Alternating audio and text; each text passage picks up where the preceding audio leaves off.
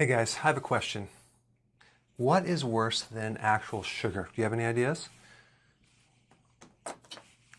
Here it is. The combination of sugar and protein.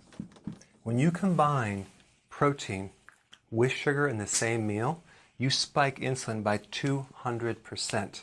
So that would be like in sweet pork, barbecued ribs. There's so many in restaurant foods. They always add the sugar to Chinese foods. The hot dog with the bun, the hamburger with the bun, the ketchup, the drinks, the sweet desserts, TV dinners. You never want to consume these two together. If you consume these separately in two different meals, it wouldn't nearly be as so bad. But combining sugar with protein is worse than consuming just sugar itself. Yeah, interesting.